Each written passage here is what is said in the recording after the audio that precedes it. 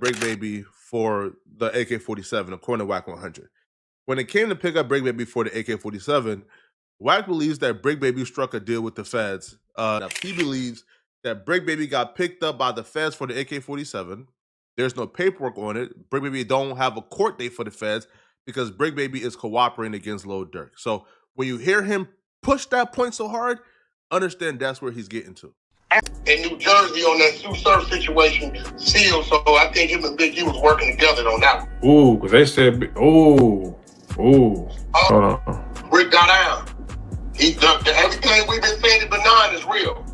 Oh, I got. In a stunning twist, Bricc Baby snitched on Lil Durk and revealed the explosive truth. He killed King Von over a $10 million deal. The courtroom erupted in chaos as emotions ran high, tensions boiled, and the truth spilled out like a blockbuster movie. This is the moment hip-hop history will never forget. The room was electric with tension when Bricc Baby took the stand. A man once known for his loyalty to Lil Durk, he now stood at the center of a storm that would shake the entire rap world. As he began to speak, it became clear that this wasn't just another witness account. It was a full-blown confession, a detailed breakdown of events that led to one of the most tragic deaths in hip-hop history. I didn't want to do this, Bricc said, his voice cracking under the weight of the moment. But I had to tell the truth. No more lies, no more silence. His words sent shockwaves through the courtroom and across the internet. Fans were stunned, rappers were scrambling to adjust their narratives, and the media was already crafting headlines that would dominate the next few weeks. What made this revelation even more shocking was the reason behind the murder. A $10 million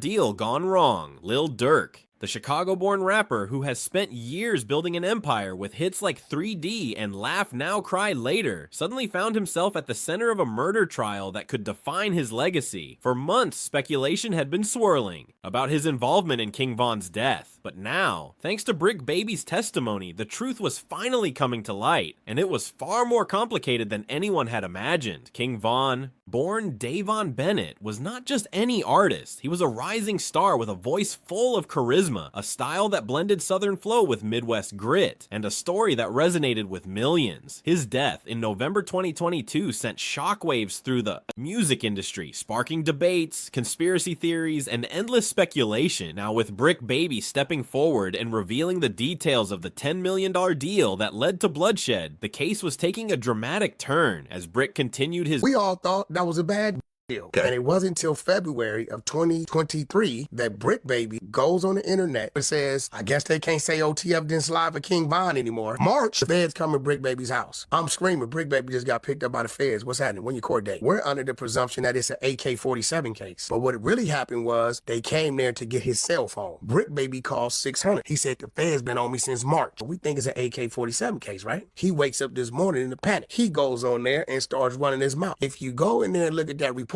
number 4 is a local guy that was dropping Quando's locations. After the when Quando went back to Georgia, what did he immediately do? Dropped his flag? What was he claiming? Roll 60s. Where Bricc Baby from? Roll 60s. Who you think he checked in with? Roll 60s. With who? Okay, I see where you're going with this. That's testimony. The courtroom grew quieter. Every word he spoke carried the weight of betrayal, fear, and regret. He described how the deal started as a simple business proposition, but quickly spiraled into something much darker. Money had always been a factor in the rap game, but this time, it wasn't just about wealth. It was about power, control, and survival. I thought we were doing the right thing, Bricc admitted. We were trying to build something big. We were trying to make sure everyone got what they deserved. But things got messy. People started doubting each other. And before we knew it, we were in a war. His words painted a picture of a deal gone wrong, of trust broken, and of a situation that escalated beyond anyone's control. But what exactly happened that night? Who pulled the trigger, and why did a multi-million-dollar business venture end in murder? To understand the full scope of this case, we have to go back to the roots of both men, their rise to fame, their relationships, and the events that led to that fateful night in Atlanta. We have to explore the music, the money, the loyalty, and the lies. Because this isn't just a story about a murder. It's a story about ambition, betrayal, and the price of success. In a world where everything is on the line, Bricc Baby's testimony has thrown the entire case into chaos. Prosecutors are scrambling to adjust their strategy. Defense attorneys are working overtime to find new angles, and fans are left wondering if they'll ever know the complete truth. What was once a straightforward murder trial has now turned into a media circus, with every twist and turn being dissected, debated, and discussed. And yet, through all the noise, one question remains at the center of it all. Was this really about a $10 million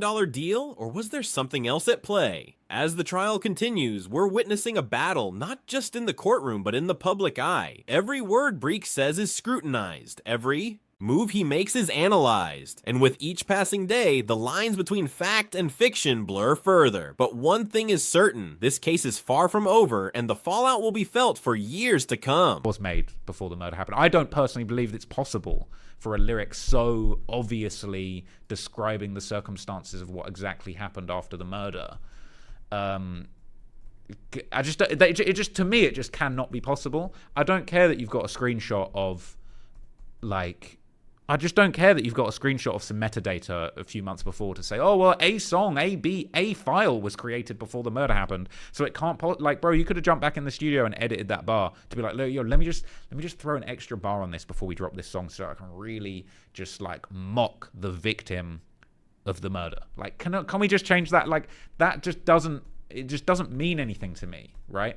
So this is just like, I just wanted to give you that context and just explain to you that, like, Lil Durk is trying to get out based on this little finesse, and he's trying to put everything all on this, like, one fan-made version of the song where they took Quando Rondo's "No" and superimposed it onto the song of Lil Durk. So what does the future hold for Lil Durk? Will he walk free, or will the weight of his actions finally catch up to him? What about the legacy of King Von? How will this affect the careers of everyone involved? And perhaps most importantly, how will this shape the future of hip-hop itself?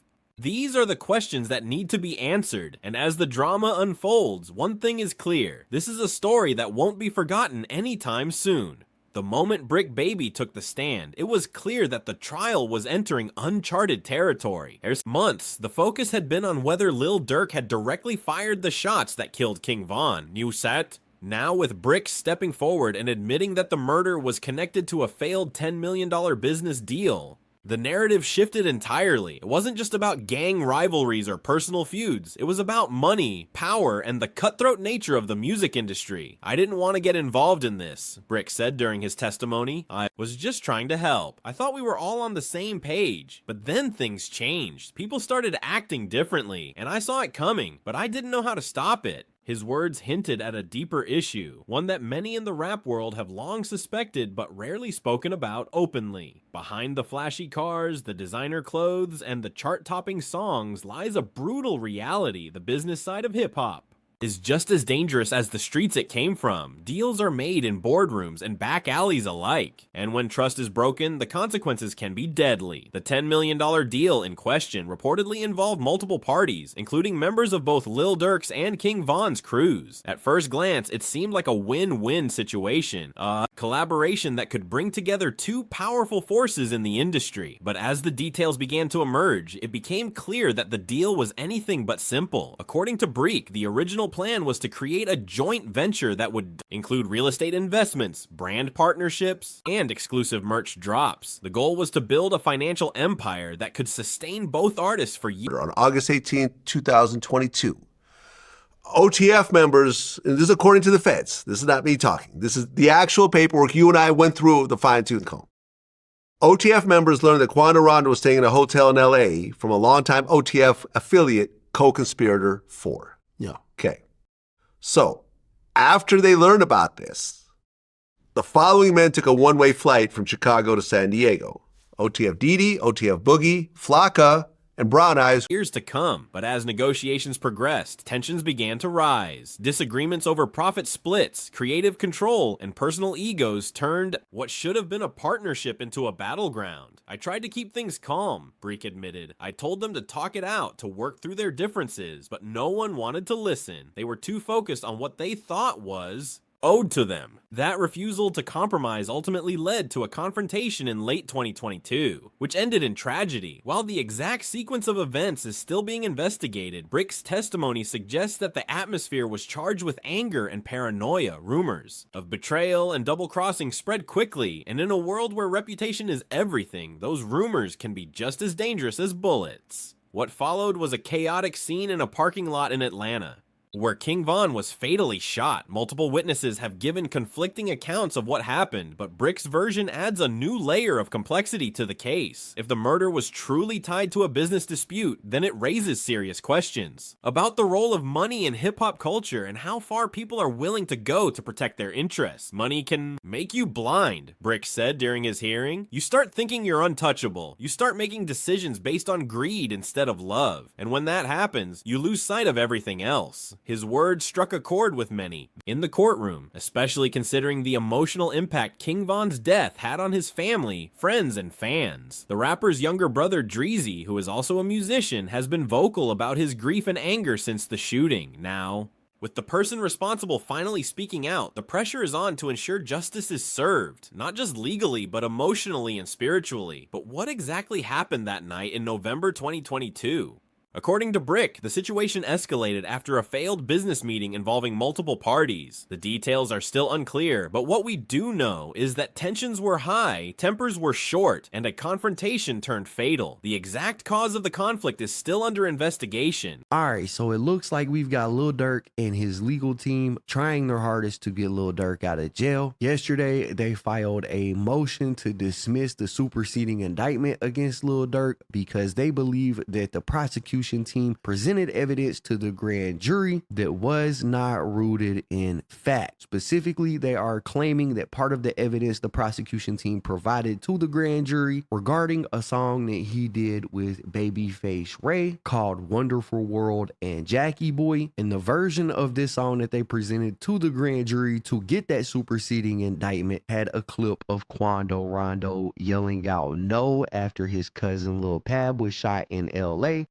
They presented this to the grand jury as if Lil Durk had added that no scream to the record himself. Him and his legal team and the producer of this record and the owner of the studio that recorded this record are claiming that Lil Durk had no say. But Bricc claims it all started with a disagreement over a multi-million-dollar deal that was meant to bring together two powerful factions in the music and business worlds. People don't understand how big that deal was, he explained. It wasn't just about music. It was about real estate, branding, merch, everything. We were talking about building an empire, but then things got messy. Trust broke down, people started doubting each other, and I guess I lost control. His statement paints a picture of a deal gone wrong, but it doesn't explain the full context. Who were the other players in the deal? Were there other rappers or business figures involved? And most importantly, was King Von truly the target, or was he just caught in the crossfire? As the case moves forward, these unanswered questions will continue to fuel speculation and debate, and with the media circling like vultures, every detail will be examined, every motive questioned, and every possible angle explored. But one thing is certain, this case is no longer just about two rappers. It's about the entire culture, the system, and the cost of living life in the spotlight. Hip-hop has always been a genre defined by its struggles and triumphs, but in recent years, it's become increasingly intertwined with the legal system. From Drake and Pusha T's feud to Meek Mill and R. Kelly's battles, the courtroom has become as much a part of the rap game as the stage. And now, with Lil Durk and King Von at the center of the latest drama, the stakes have never been higher. What's interesting is that Bricc Baby's testimony comes at a time when the music industry is undergoing major changes. Streaming services are reshaping the way artists make money, independent labels are gaining power, and fan support is more crucial than ever. In this climate, the idea of a $10 million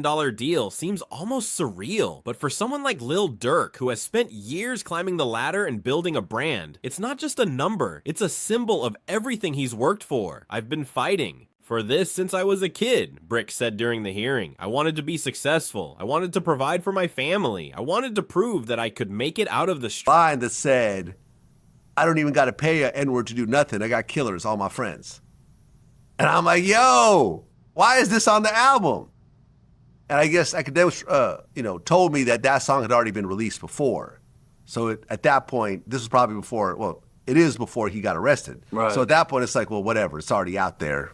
Let's just put it on because it's not like we can hide the song. But I guess just putting it on and having more emphasis Like when I heard that, I'm like, streets, but sometimes the price is too high. His words reflect the reality that many artists face. Success often comes with a heavy burden, the pressure to stay relevant, the fear of losing everything, and the constant scrutiny from fans and critics alike can take a toll on even the strongest minds. And for Bricc, it seems like the stress of the situation may have been too much to handle. But was it really about the money, or was there something deeper at play? That's the question that lingers in the air, because while the $10 million deal may have been the catalyst, it's unlikely to be the only factor. There are layers to this story that haven't been fully uncovered yet. There are relationships that have been tested, alliances that have been broken, and secrets that are still waiting to be revealed. And as the trial continues, we can expect more surprises, more revelations, and more drama. Because in the world of hip-hop, nothing is ever as simple as it seems. Brick's testimony has already changed the trajectory of the case, where once the focus was on proving Lil Durk's innocence, it's now about determining the severity of his actions and the consequences that will follow. If he's found guilty, the punishment could be severe, but if he's seen as acting in self-defense or under duress, the outcome could be very different. Either way, the ripple effects will be felt throughout the industry. Artists will be watching closely, learning from this case, and using it as a cautionary tale. Fans will be divided, some supporting Lil Durk, others demanding justice for King Von, and the conversation about accountability in hip-hop will only grow louder. But what about King Von's legacy? How will this affect his memory and his music? For now, the answer is uncertain, but one thing is clear: his music will continue to live on. Songs like Crazy Story and Toxic have already cemented his place in hip-hop history, and with new projects being released posthumously, his influence shows no signs of fading. As for Lil Durk, his next steps are equally important. Whether he walks away from this ordeal with his career intact or faces serious consequences, one thing is certain: he's made a lasting impact on the industry. Anyone who took part in killing Quando Rondo for his role in King Von's murder.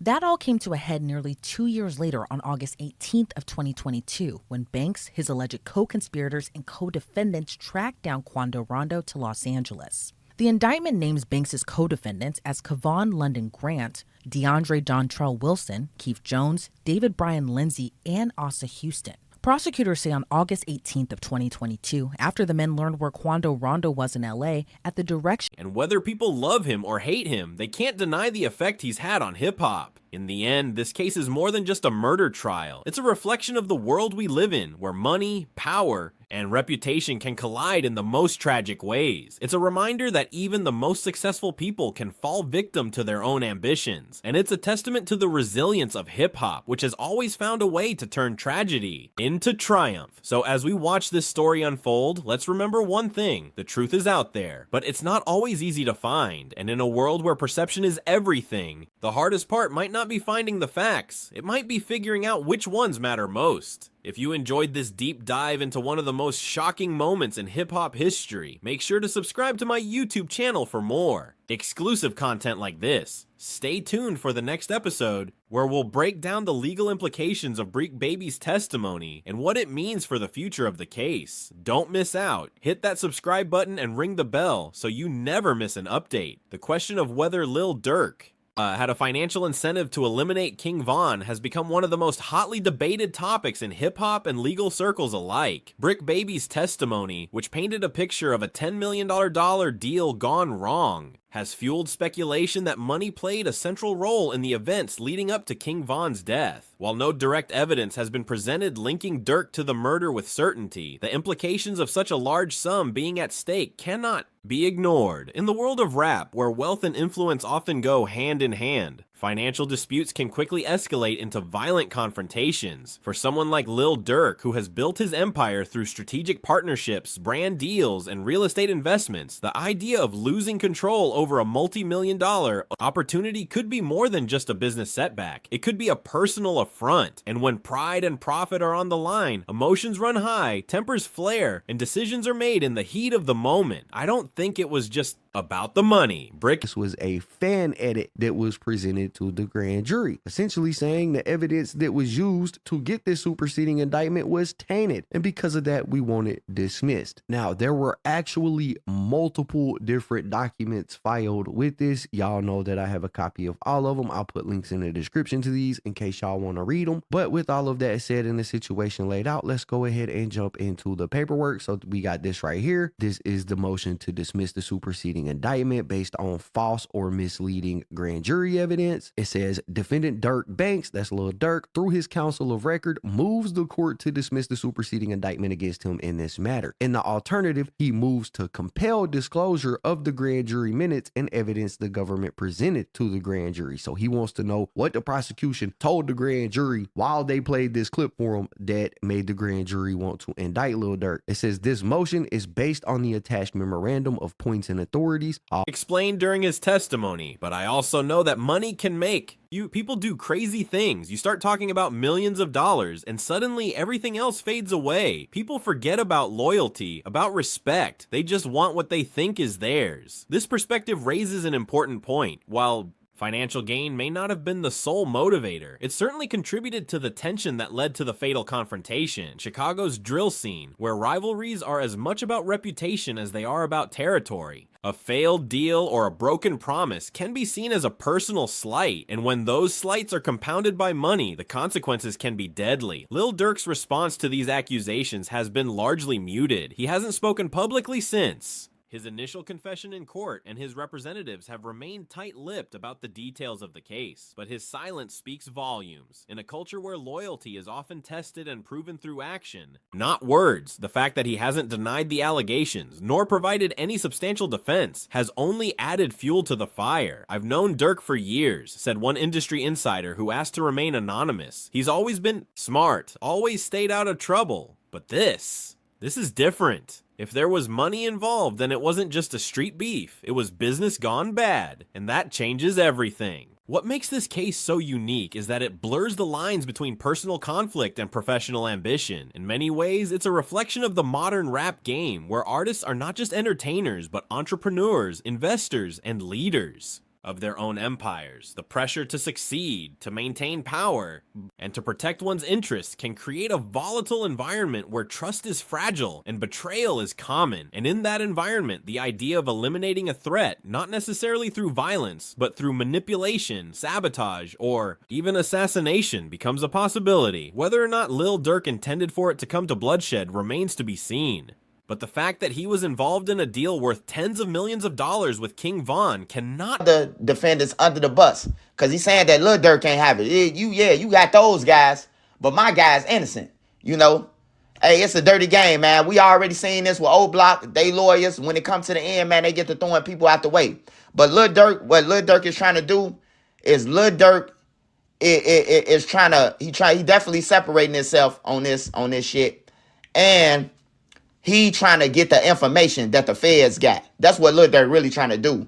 Like, they trying to be overlooked. Bricc Baby's credibility has become a central issue in the trial, with both the prosecution and defense scrutinizing his motives, past, behavior, and potential biases. As a key witness, his testimony carries significant weight, but it also comes with its fair share of skepticism. People don't just snitch for no reason, said a former law enforcement officer familiar with the case. There's always something in it for them. The question is, what did Bricc get out of this? While Bricc claims he came forward out of guilt and a desire to honor King Von's memory, others suggest that he may have struck a deal with prosecutors in exchange for reduced charges or immunity from legal consequences. Such arrangements are not uncommon in high-profile cases, especially when the witness is a criminal suspect themselves. Indeed, Bricc Baby has a history of legal issues, including multiple arrests and pending charges related to drug trafficking and weapons possession. His decision to testify could very well be a strategic move to protect himself from further legal repercussions. I'm not saying he's lying, a legal analyst noted, but I am saying that his credibility is under scrutiny. If he got a deal with the state, then his testimony becomes part of a larger negotiation. That doesn't mean he's telling the whole truth. This raises another important question. How much of Brick's story is accurate, and how much is exaggerated or manipulated to serve his own interests? During his testimony, Bricc described the events of the night in vivid detail, painting a picture of chaos, confusion, and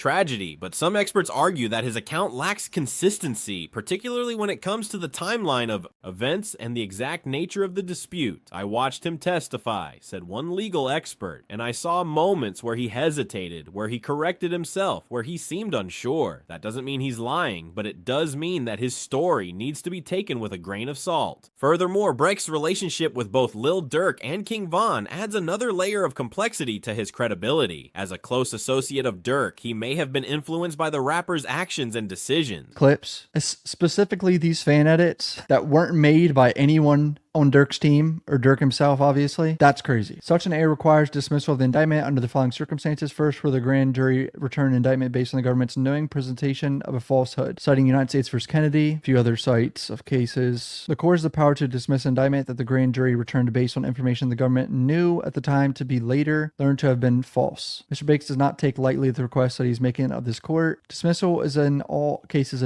At the same time, as a friend of King Von, he may feel a sense of obligation to tell the truth, regardless of the consequences. I was there, Bricc insisted. I saw what happened. I didn't lie. I didn't embellish. I just told the truth, no matter how hard it was to say.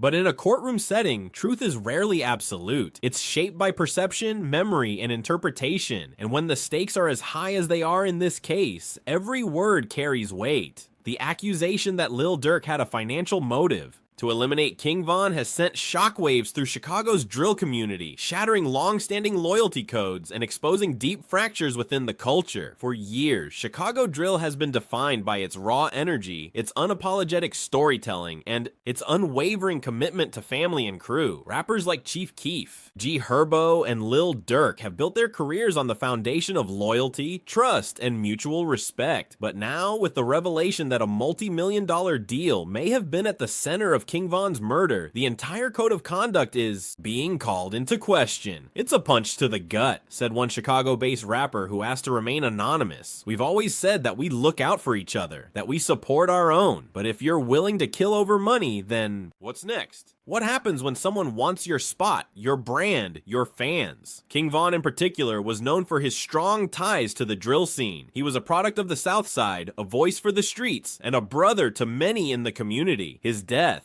hit harder than most because it felt personal. And now, with the suggestion that Lil Durk may have had a hand in it, the wounds are reopened and the pain is fresh. This isn't just about two rappers, said another artist. It's about the culture. It's about what we stand for. If we can't trust each other, then what are we really doing this for? The loyalty codes that define Chicago drill are rooted in the idea that family comes first. Crews are formed not just for business, but for protection, for unity, for survival. 2024, prosecutors say Lil Durk allegedly tried to flee the United States and booked plane tickets to several different countries, including Italy, Switzerland, and Dubai, but didn't board the plane for any of the flights. Instead, he was arrested near Miami International Airport. And even though Lil Durk isn't accused of pulling the trigger, he faces the same charges as the other men, including 1 count of conspiracy, 1 count of use of interstate facilities to commit murder for hire resulting in death, and 1 count of using, carrying, and discharging firearms in a...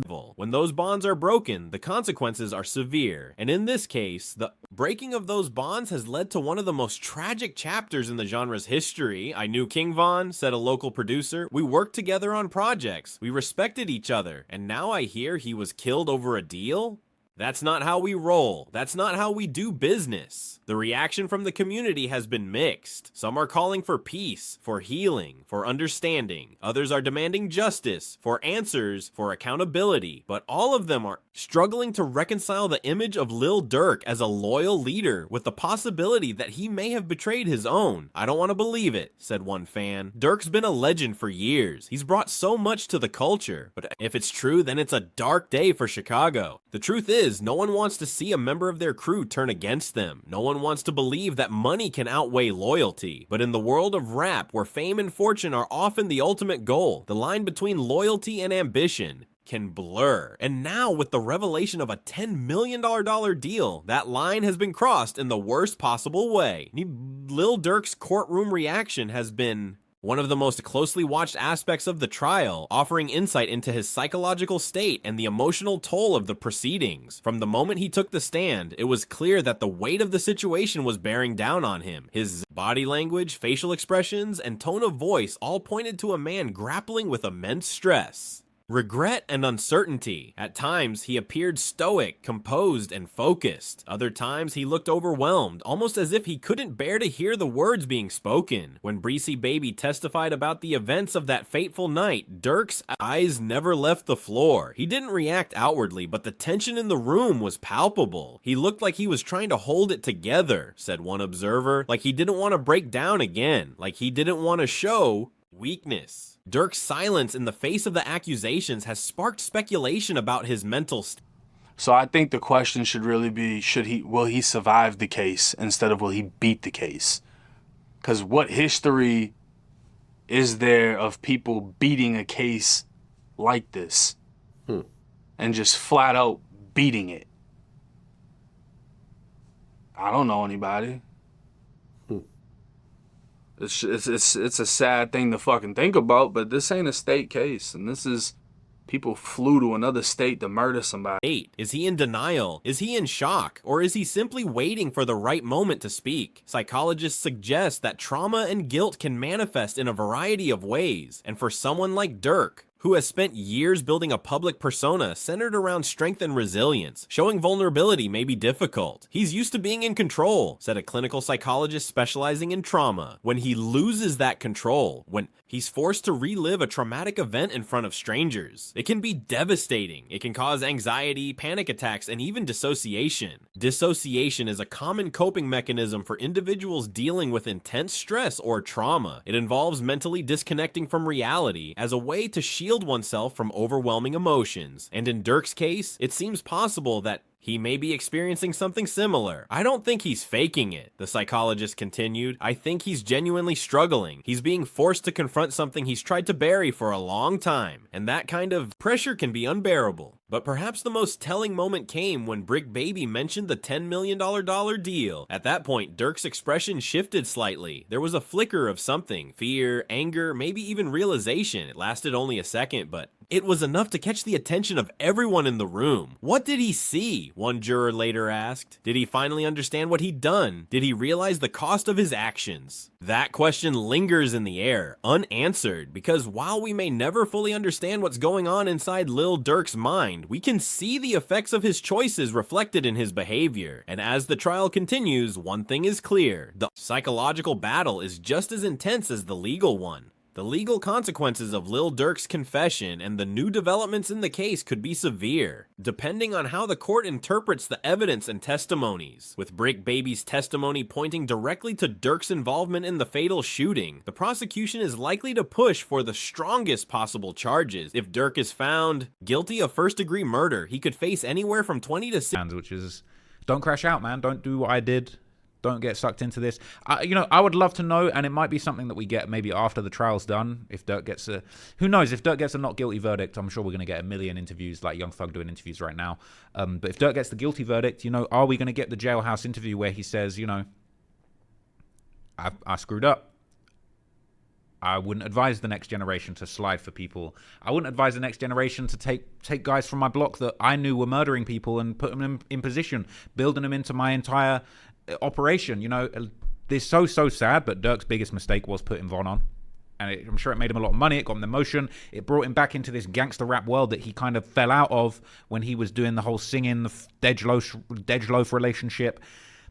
It's really sad that him trying to help his friend King Von, who sadly was quite a big force of negativity in the world for the alleged many murders that he committed, and 60 years in prison, depending on the specifics of the case and the judge's discretion. Even if the charge is reduced to second-degree murder or voluntary manslaughter, the sentence could still be significant, potentially affecting his career and future earnings. Murder charges in Illinois are serious, said a criminal defense attorney with experience in high-profile cases. Especially when it comes to celebrities, the courts don't look kindly on anyone who takes another person's life, regardless of their status. The prosecution prosecution will likely argue that Durk acted with intent given the circumstances surrounding the $10 million deal and the nature of the confrontation. They may also use past lyrics or statements as evidence of premeditation or a pattern of violent behavior. If they can show that Durk had a motive, that he was aware of the risks, and that he still chose to act, then they have a strong case, the attorney explained. And in a case like this, where a celebrity is involved, the media and public opinion can play a big role in shaping the outcome.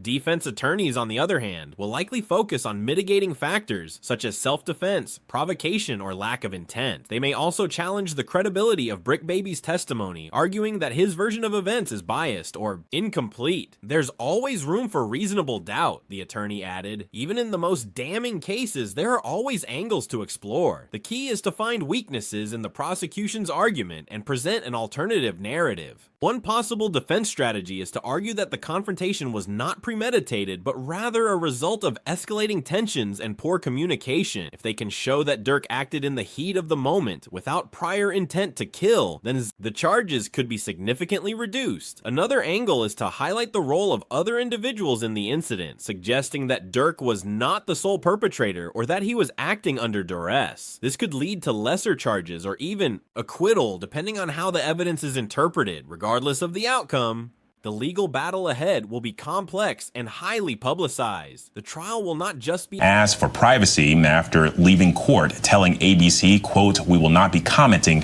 at this time." I want to bring in ABC News contributor and Sirius XM radio host Mike Muse and ABC News contributor and criminal defense attorney Shauna Lloyd for more on all of this. And Shauna, I want to start with you on this. The charges against these men include conspiracy to commit murder for hire and use of a machine gun in a violent crime resulting in a death. The most serious charge carries about proving guilt or innocence. It will be about defining the legacy of both Lil Durk and King Von. Lyrics have long been a source of controversy in legal cases involving rappers, as they can be interpreted in a variety of ways. In Lil Durk's case, certain songs and verses may now be viewed as foreshadowing or even evidence of his involvement in King Von's murder. One of the most notable tracks is Three-Headed Goat, released in 2022, just months before King Von's death. The song features a verse that has taken on new meaning in light of the recent revelations. Ain't no love in this war, of blood on the block. Yeah, I know, we ain't talk no peace, no just war, war, war. To some, these lyrics seem eerily prescient, as if Durk was already preparing for a confrontation. Others argue that they're just part of the typical bravado and storytelling that defines drill music. Another track, No Love, features a verse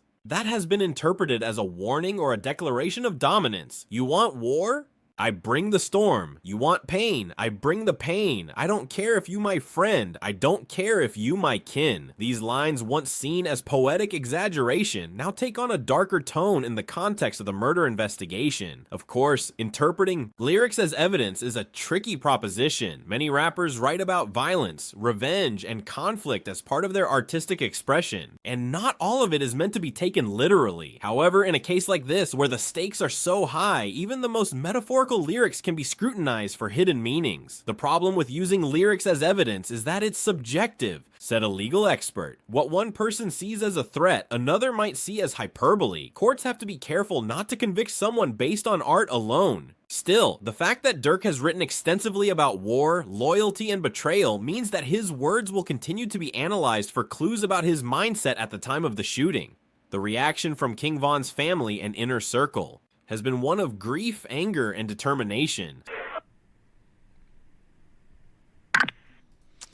Man, there you have it. You know, that's our first. Since his death, they have remained vocal about their need for justice, and with the latest developments in the case, their resolve has only strengthened. I lost my brother, said Dave and Bennett's mother, who has been a constant presence in the courtroom. I lost my son, and I want to know the truth. I want to see who did this. I want to see them held accountable. Her words reflect the sentiment of many in King Von's family and community. They are not looking for vengeance, but for closure, for answers, for the chance to honor his memory and ensure that his legacy is preserved. King Von's younger brother, Dreezy has also been outspoken about the case. A musician in his own right, Dreezy has used his platform to express his pain and frustration, often addressing the public through social media and interviews. This isn't just about me or my family. Dreezy said recently, "This is about King Von, about what he stood for, about the people who loved him, and I won't stop until the truth comes out." His determination has resonated with many fans who have rallied behind him in his quest for justice.